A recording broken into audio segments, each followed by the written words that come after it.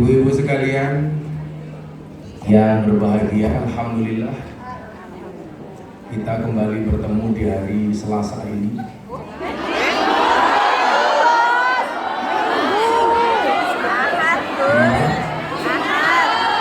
Hari ini hari apa? Karena bagi saya semuanya hari Selasa. Selasa di surga kalau bersama.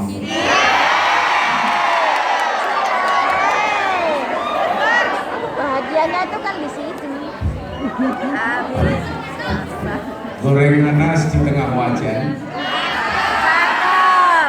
Beli gorengan dapatnya roti. Kondisi Hongkong kadang-kadang panas, kadang-kadang hujan. Parapun yang jadi ingin dikeloni.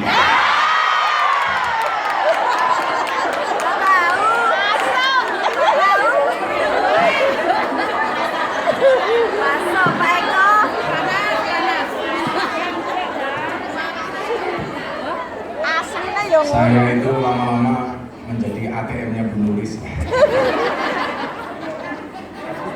Saya itu sudah 10 hari nggak pulang dari Pantura, lanjut Jawa Barat, Jakarta, Cirebon, kemudian balik Pantura lagi, sekarang ke Hongkong, dan ini mungkin rekor orang pergi ke Hongkong PP.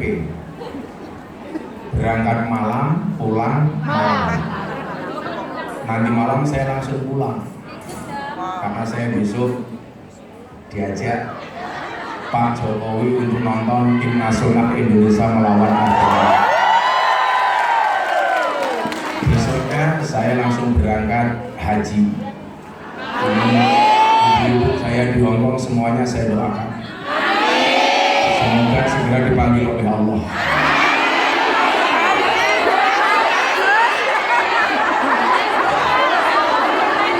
Dipanggil oleh Allah untuk ibadah haji. Kalau rampung cangkemnya kesulitan. Cangkemnya. Cek. Wong wedok. Cek. Enak mana suaranya ini? Cek. Salam buat Pak Jokowi, Gus. Cek. Apapun yang besar, yang besar ya bokongin Nuris. Pertanyaannya kadang-kadang adalah Gus Miftah itu duwe kesel sama benar. Saya punya prinsip cintai hidup yang kau jalani, jalani hidup yang kau cintai. Orang itu banyak mengeluh. Salah satu penyebabnya adalah tidak mencintai apa yang dijalani. Nah, keluar itu santai mau, digawe seneng. Saya itu punya ajudan di Pondok 3, 2 dari Brimob, 1 Kopassus. Itu kalau ngawal ngaji saya gantian. Pertanyaannya kadang-kadang yang tepar, yang jatuh sakit, yang dikawal apa yang awal? Awal. Lah, saya lihat apa faktornya. Mereka cuma ngawal kok sakit, saya yang dikawal kok sehat. Yang pertama, saya punya prinsip hati yang gembira adalah obat. Makanya kalau mau sehat, hatinya nggak boleh sedih. Kondisi apapun yang dihadapi, jangan baperan. Bu, paling jengkel itu kalau punya teman baperan. Betul?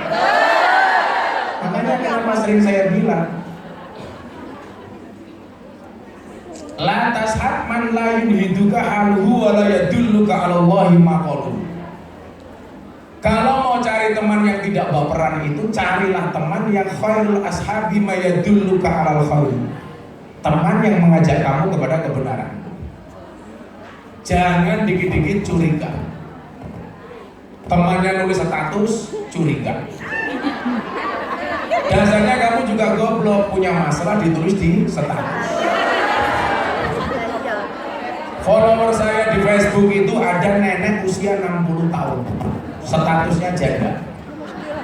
Setiap hari update status. Kemarin terakhir update status apa? Janda 60 tahun. Nulis status jam 9 malam. Ada nggak yang mau jadi imamku? Kebetulan masuk beranda saya. Saya iseng, saya komentari. Ada Mbak Israel. Sungguh tega. Terlalu. Ternyata, Ibu, mohon maaf. Anda itu mungkin yang di sini sampai puluhan tahun. Itu rahasianya satu, nggak baperan. Betul? Kalau kamu ngurusin mbah-mbah kamu baperan, bayi ngising gue baper, bayi ngompol gue baper. Kadang-kadang juragan lanang wis tua ya tak isih. Kok isih ubit-ubit ya apa nih?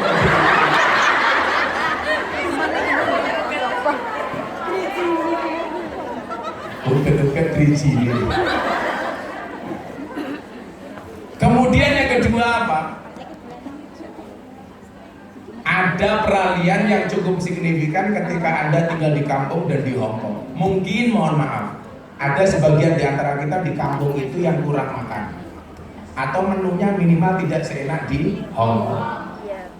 Begitu orang itu mulai punya uang, ini ada kondisi yang berubah. Kondisi berubahnya di mana? Di selera makan. Dulu merasa makannya pas-pasan, bahkan cenderung kurang, sekarang serba ada. Sehingga bahasanya apa? Mumpung. Nah ini awal dari penyakit. Ya. Kalau orang dulu banyak yang sakit karena kurang makan. Kalau sekarang banyak sakit karena kebanyakan. Bilo lemu. Contohnya sama muslimat ini. Sawah kok bokong kabeh. Bahagia, Gus. Saya itu kemudian punya prinsip. Prinsipnya di mana? Prinsipnya adalah orang yang mampu menjaga nafsu makannya, dia kemungkinan besar bisa menjaga nafsu-nafsu yang lainnya. Kalau urusan perut saja tidak bisa menjaga, apalagi urusan bawah perut.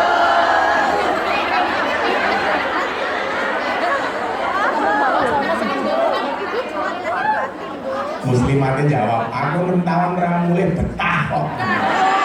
Ini betah apa ngempet?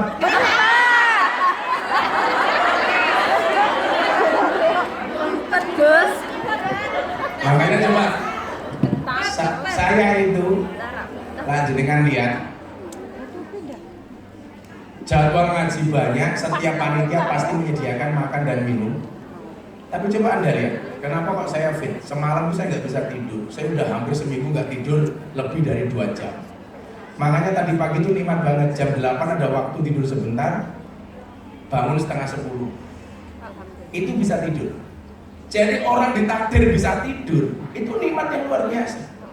Makanya kalau hari ini ada ibu mbak-mbak kok pengajian kok ngantuk tidur, bablas nomor apa?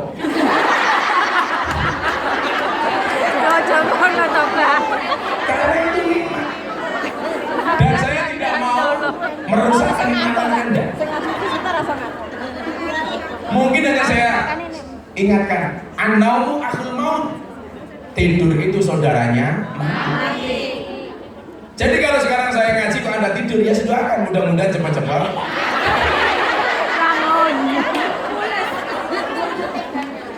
Coba dilihat begini sekarang, hitung-hitungan. Kita ngomong genak gini mawon nih, ngomong ngantuk. Ngantuknya gandengnya kayak gini. Ini yang milikan baju itu Bunda, karena saya besok mau haji. Bunda itu beli baju koko banyak, baju apa namanya ini? Jubah banyak. Bah, kok ini pakai bah? Bagus. Oh iya. Saya itu baju itu hampir semua model-model itu yang memilikan Bunda. Ya karena Bunda tahu luar dan dalam saya. Kalau kamu kan nggak tahu, hanya membayangkan.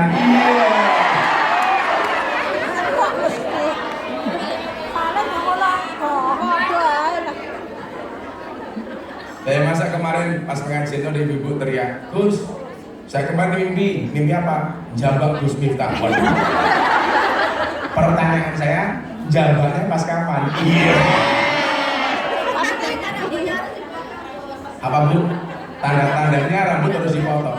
Haji tahun kemarin rambut saya mau dibeli $100.000 saja nggak tak kasih kok. Mau dipotong, sok kemayu.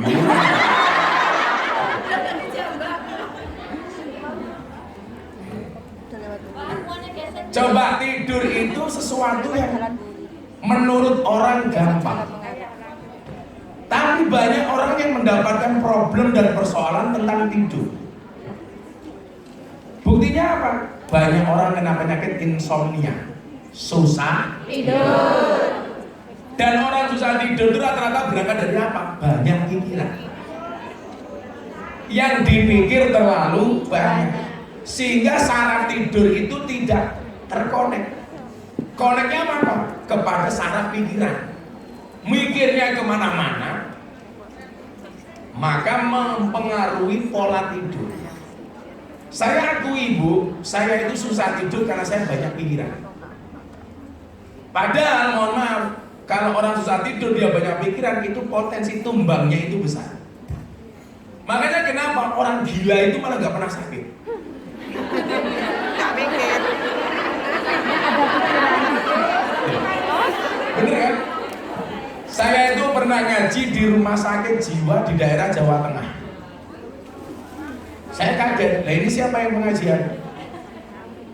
Dokter, perawat, dan pasien yang hampir sembuh. Kamu dari yang hampir sembuh. Saya tanya, kenapa kok ngundang saya? Ya mergo Gus Miftah rada edan. Saya datang disambut hadroh. Yang nabuh hadroh itu nyuwun sewu pasien-pasien yang belum sembuh. Jilbabe yo ungu yo apa.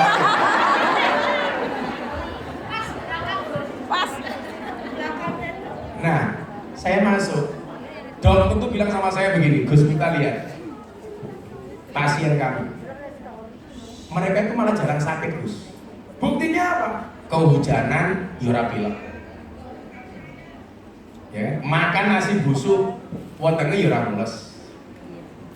Tidur di pinggir jalan, nggak pakai selimut, nggak masuk angin. Buktinya apa? Nggak ada orang gila minta kerokan. Mbok tolong aku dikeroki. Sing ngeroki wong gender, sing dikeroki wong gender. Ayo. Gue malah iso ngeroki nganggo sekop. Ternyata jawabannya apa? Orang gila itu kayak kemarin pandemi pas Covid. Di Indonesia itu orang gila wirawiri di jalan itu malah nggak ada yang kena Covid. Tapi kita yang di rumah pakai masker, hati-hati. Bahkan teman saya itu beli apapun dari luar dicuci, beli buah dicuci, beli obat dicuci, beli pecel lele dicuci. Saking takutnya dengan Covid.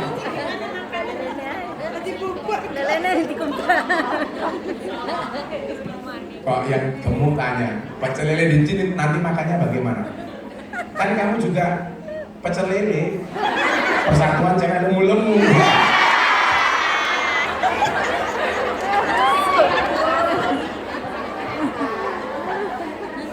Ya kamu nggak usah baper kalau dibilang gemuk.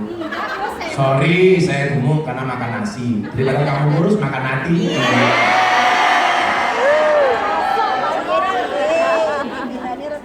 Ternyata jawabannya adalah karena orang gila itu nggak punya beban pikiran, nggak pernah mikir macam-macam. Tonggone tuku mobil orang dipikir, tonggone ganti HP orang dipikir. Coba kalau mbak-mbak di Hongkong ini, mohon maaf, ini ngopo meneh? Nggak ada jalan. Karena aku takut. Temennya punya uang dipikir, sehingga apa? Membuat kita stres. Sementara saya itu kalau mikir itu gak ada urusan dengan pribadi saya. Contoh, saya mikir keberlangsungan santri, saya mikir bagaimana saya tidak mengecewakan jamaah, mikir bagaimana membahagiakan orang tua. Sehingga kalau kita berpikirnya produktif, itu tidak akan mengganggu kesehatan kita.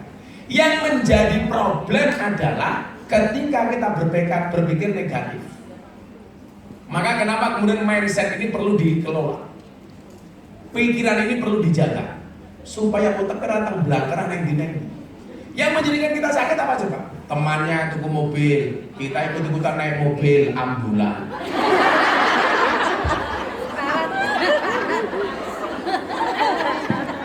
Gak mau kalah ya.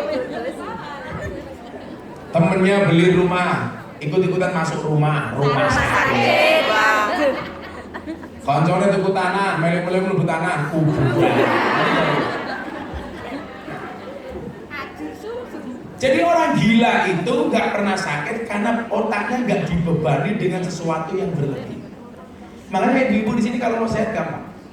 Jangan kok tadi orang itu. Oh petok itu.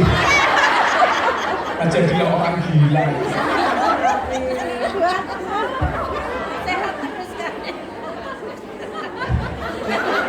Berpikirlah yang positif. Angel sum. Lu, berbahaya tak? Maksud saya apa? Allah memberikan kapasitas kepada kita itu sesuai dengan kemampuan kita masing-masing. Maka ayat yang paling terkenal nopo, Ibu? La yukallifullahu nafsan illa wus'aha. Laha ma kasabat wa 'alaiha ma kasabat. Rabbana la tu'akhidna in nasina aw akhtana. Rabbana wa la tahmil 'alaina isran kama hamaltahu 'alal ladzina min qablina. Rabbana wa la tuhammilna ma la taqata lana bihi wa'fu 'anna waghfir lana warhamna anta maulana fansurna 'alal qaumil kafirin. Mungkin kalau Anda ini tak ditambahi di belakangnya, jangan hanya fangsuna 'alal qaumil kafirin, fangsuna 'alal qaumil cereweti. Ditambahi. Kan kalau berdoa itu fangsuna 'alal qaumil dzalimin, fangsuna 'alal qaumil kafirin dan seterusnya. Fangsuna 'alal qaumil munafiqin. Lah kamu tambahi fangsuna 'alal qaumil cereweti. Gak mungkin Tuhan itu memberikan ujian melebihi batas kemampuan kita. Nah, persoalannya adalah banyak orang tidak sadar diri seberapa kemampuannya. Sehingga kesannya apa? Dipaksakan. Sehingga kalau dipaksakan, ya mohon maaf, cinta saja dipaksakan pasti gak indah kok. Betul?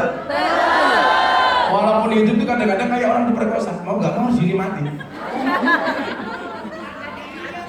Saya itu kadang-kadang penasaran, orang ngomong, oh itu orang diperkosa itu lama-lama dinikmati Gus. Saya pikir enggak bisa. Oh kadang-kadang hubungan suami istri saja kalau hatinya tidak serk rasanya tidak nikmat kok, betul? Alah, saya tahu kalau Lali ya Gus. Lali rasanya. Lali rasa Gus. Jadi kalau orang nggak mau dinikmati kayak orang diperkosa itu salah. Minimal kita sadar kemampuan kita itu seberapa. Makanya bola-balik saya bilang, hendaklah kita menjadi orang yang sadar diri, sadar posisi, sadar rai.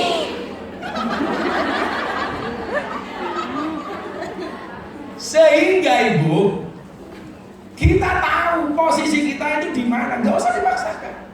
Contohnya, saya tahun ini memprioritaskan berangkat haji furoda, haji khusus itu untuk bapak ibu saya, karena daftar reguler nggak berangkat. Saya, kalau bapak ibu saya berangkat, bapak ibu mertua saya nggak berangkat, pasti jadi omongan. Anjen. Itulah anjen. Mau bilang wah memprioritaskan orang tua melupakan mertua. Makanya kemudian saya berinisiatif empat-empatnya saya berangkatkan, bapak ibu mertua. Tahun kemarin istri saya haji itu karena nadar. Saya pengen dia berangkat haji bukan karena nadar. Akhirnya berangkat daftar 5 orang. Allah itu maha adil. Setelah saya membayar 5 orang untuk haji, sahabat saya Raffi Ahmad telepon, Gus, saya sama Nagita, sama Mami, sama tim Rans mau berangkat haji. Saya itu kok kepikiran pengen ngajak Gus Miftah dari tahun kemarin. Akhirnya coba Anda lihat, mekanisme Allah itu tidak pernah gagal. Saya bayari haji istri, bapak, ibu, mertua saya, orang tua kandung saya, Saya kemudian tahun ini bisa berangkat haji, dibayari sama Raffi Ahmad. Lah ya cara dibayari cangkong lah ya mungkin tak. Mungkin Gus. Bayari Bunda Ratulin. Ya udah mampu. Maksud saya apa? Ternyata ketika takdir Allah itu kita jalani dengan penuh kesadaran sesuai dengan kemampuan itu asik. Saya memberangkatkan haji, orang tua, bapak, ibu, mertua, istri. Ternyata Allah nggak tinggal diam. Miftah, masa istri kamu berangkat, mertua kamu berangkat, orang tua kamu berangkat, kamu enggak? Dibayarin. Delalah, Mas Raffi Ahmad visanya nggak keluar. Bukan nggak jadi. Akhirnya Mas Raffi yang bayari saya nggak jadi berangkat, saya tetap berangkat. Itulah yang dimaksud haji itu panggilan. Yang punya uang banyak belum tentu dipanggil. Yang nggak punya bisa dipanggil. Maka teorinya apa? Haji itu mohon maaf, Allah tidak memanggil orang yang mampu, tetapi Allah akan memampukan orang yang terpanggil. Nah, pertanyaannya adalah pribadi seperti apa yang dipanggil oleh Allah? Nah, kita mau masuk tema ini. Kan temanya kemarin apa? Menjadi pribadi yang mencintai dan dicintai. Kalau kelasku jelas, terlalu banyak mencintai nggak ada yang dicintai. Terlalu banyak mencintai, nggak pernah dicintai. Kasih. Nyamuk saja ditepuk pakai 12 telapak tangan. Masa cintamu bertepuk sebelah tangan?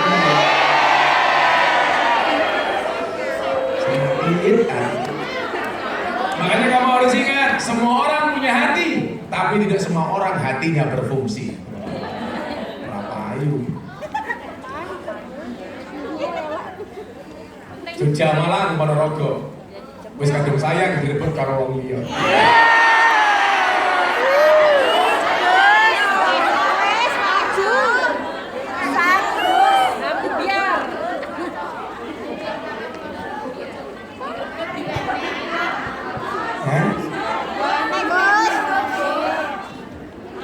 Pertahankan.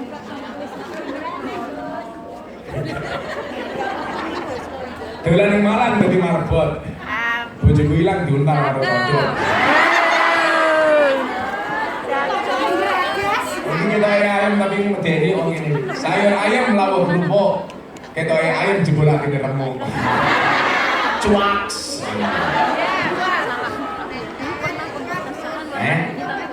Apa itu cuak? Ya kayak cangkem itu cuak. Salam ala Nabi Muhammad. Nah ini ya, kita mau belajar ini bagaimana kita menjadi orang yang dicintai sama Allah. Untuk sesi pertama ini, siapkan telinga Anda, tata hati dan pikiran Anda, tatap mata saya. Bila dukun bisa membunuh tanpa menyentuh, kupastikan kamu bisa rindu tanpa harus ketemu.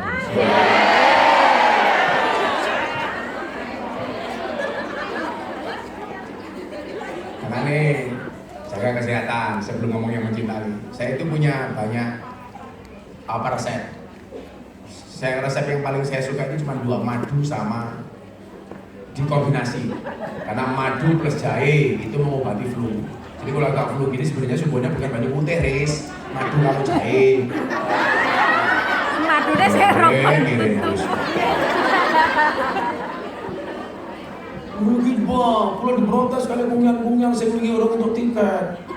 Abang harus tindak lagi ke Hong Kong daripada saya mati di demo bang. Aku lara mangkat tuh kayak nulis mati tenan. Ternyata aku mangkat mau jadi korban nafsu nulis. Kan aku jadi galau. Madu plus jahe mengobati flu. Madu plus lemon itu untuk diet. Jadi yang gemuk-gemuk itu kamu cari lemon pakai madu. Itu untuk diet bagus. Madu plus air hangat itu untuk mengobati mah. Kalau mah pakai madu sama air hangat. Madu plus mengkudu itu mengobati hipertensi. Madu plus istri, perang dunia ketiga.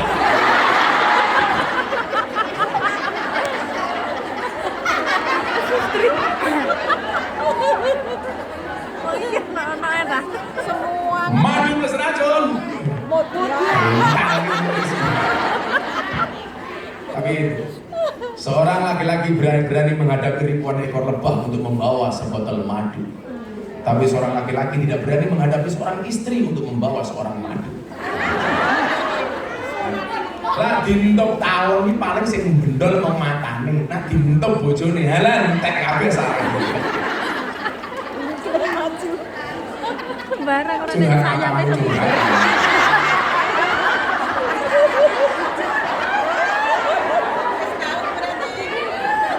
Aku wis tahu. Mungkin.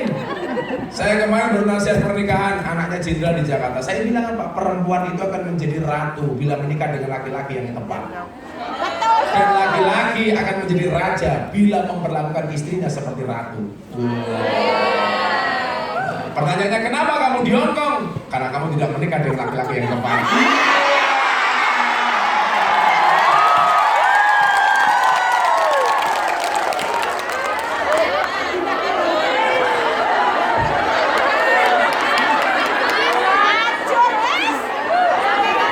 Sehingga langsung bagian, oh Gus, tak pikir bojoku apik. Omongannya manis kayak madu, jebul kelakuannya kayak asu.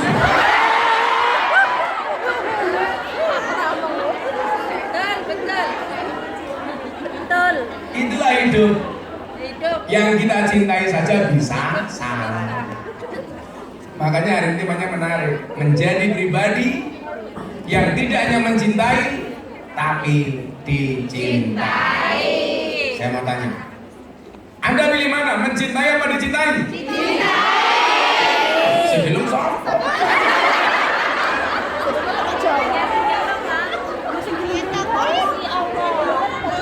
Guys, tidak ada rotan akar pun jadi.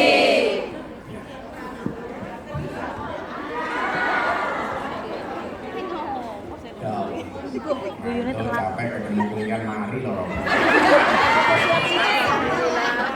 Langsung melek mataku. Tahu? Iya. Kan ada gajah makan gorengan. Selamat berjumpa dengan Gus Miftah, Presiden Paragumian. Tadi Gus bilang, kalau Gus Miftah nikah lagi diundang, cocok, tak merasa diundang, cocok. Malah aneh hati. Iya, aku orang mau undang seneng tapi dikapro, bojoku masalah. Memang ada beberapa capres nelfon saya, Gus, tolong saya dibantu. Nanti Gus Miftah saya minta jadi Menteri Agama. What? Gak usah lah saya jadi menteri, gak usah jadi apa. Itu membunuh kemerdekaan saya bersama para kumyan.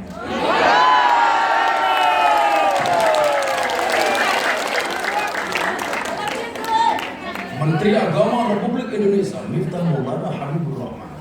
Sesok anak telepon, salah nulis sopok Indonesia. Kuliahnya terabaikan. Kuliahnya terabaikan. Langsung gak kenal. Ning serwet kemana? Santai saja menulis. Mendung belum tentu hujan, PDKT belum tentu jadian. Sakit. Ini statusmu TikTok masuk banget loh. Telat videone. Telat. Nggih. Apa yang mau cross? Saya itu kenapa mau jadikan menteri, ada partai pengen nyalonkan saya gubernur, saya nggak mau. Karena saya orang yang pinter menilai diri sendiri. Jadi saya bilang, jadilah orang yang pinter menilai diri sendiri. Kenapa? Karena untuk menilai orang lain tidak butuh belajar. Nyawangnya Ya kan? bagus. Profesor kabeh menilai orang lain. Lupa menilai diri sendiri. Kalau menilai diri sendiri itu butuh belajar. Kalau menilai orang lain nggak butuh belajar. Betul Bu? Betul. Makanya Rahiyo. Ya, hari ini kita mencintai dan dicintai. Kalau kamu banyak buaya yang mendekati kamu katakan sama laki-laki itu, sorry, tidak menerima buaya. Ini hati bukan kebun binatang.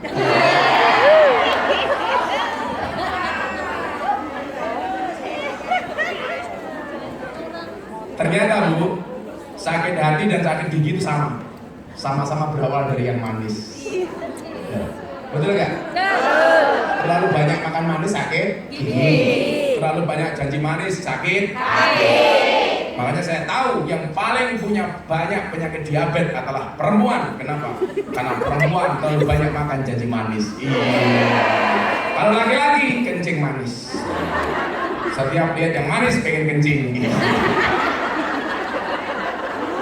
Cuaks. Kalau mulai ngomong aku dirasani wingi ning kono kae dirasani sepatu. Ngaji nganggo sepatu. Ora tak copot sekali.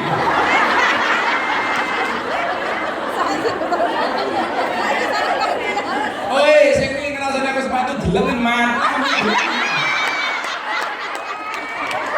Ora dilahi kae. Tag di Facebook karo di TikTok ora tak waca ora tak gagas. Malah nulis kirim aku goblok.